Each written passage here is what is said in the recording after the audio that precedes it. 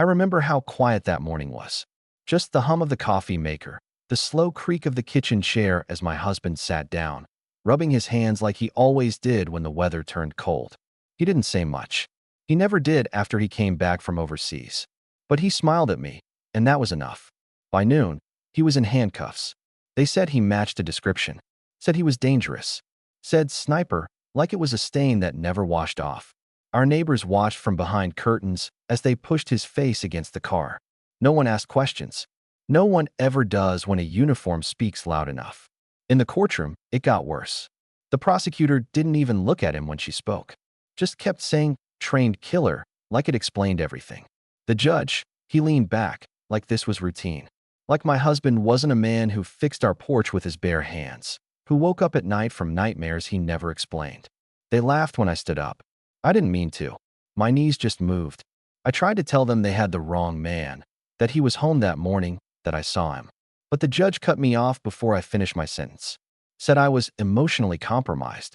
Said I was wasting the court's time. My husband didn't say a word. That's what broke me. Not the cuffs. Not the stares. The silence. Because I knew that silence.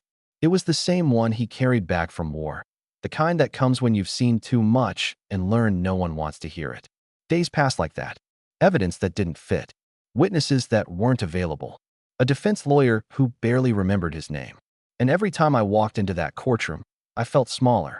Like the truth didn't belong to people like us. Then came the last hearing. I almost didn't go, but I found something that morning. It was in his old jacket.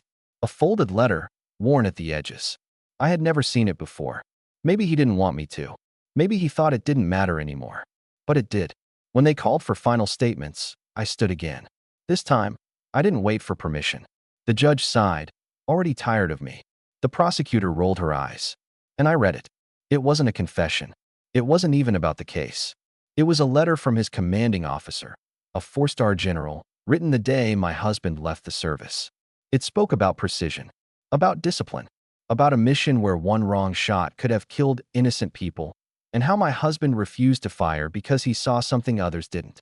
It called him the man who saved lives by choosing not to pull the trigger. The room changed.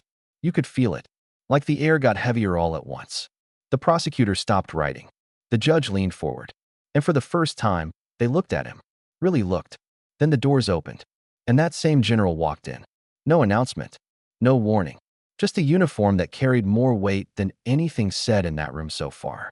He didn't raise his voice, didn't argue. He just confirmed every word in that letter. And then he said something no one expected. He said the system had failed one of its own. No one laughed after that. The charges fell apart faster than they were built.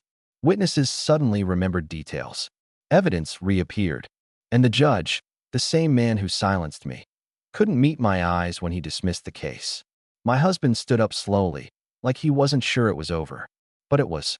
And as we walked out, past the same people who once whispered, I realized something I'll never forget. The man they called dangerous was the only one in that room who had ever known when not to pull the trigger.